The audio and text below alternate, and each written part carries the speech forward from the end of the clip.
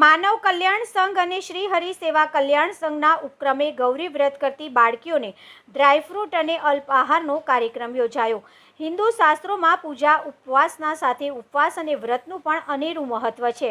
શ્રાવણ માસ પૂર્વે વ્રતની શરૂઆત થાય ત્યારે આજથી ગૌરી વ્રતનો પ્રારંભ થતાં જ સેવાભાવી સંસ્થાઓ દ્વારા કુંવારિકાઓને સૂકા મેવા ફ્રૂટ વગેરે વિતરણ કરવામાં આવતું હોય છે। ત્યારે આજે માનવ કલ્યાણ સંઘ અને શ્રી હરિ સેવા કલ્યાણ સંઘના ઉપક્રમે ગૌરી વ્રત કરતી બાળકીઓને ડ્રાયફ્રૂટ અને અલ્પાહારનો કાર્યક્રમ યોજવામાં આવ્યો હતો, જેમાં 30થી વધુ કુંવારિકાઓને વિતરણ કરવામાં આવ્યું હતું। આ કાર્યક્રમ કમાટી બાગ ગેટ નંબર 2 ખાતે યોજાયો હતો।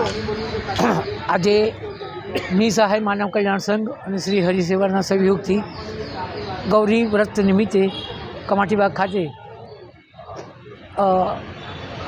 બાળાઓને ગિફ્ટ આપવાની હોય છે તથા અલ્પાહારની વ્યવસ્થા, ડ્રેસ તથા સૂકો મેવો અને અન્ય વસ્તુઓની અમે ભેટ આપીએ છીએ।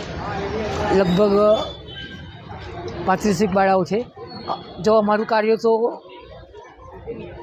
ચારે બાજુ પ્રશંસાને પાત્ર છે, કારણ કે એક ઈદ હોય ત્યારે વસ્ત્ર વિતરણ, દિવાળી હોય ત્યારે મીઠાઈ વિતરણ, હોળી હોય ત્યારે ખજૂર અને દર મહિને અન્ન વિતરણની પણ વ્યવસ્થા કરીએ છીએ।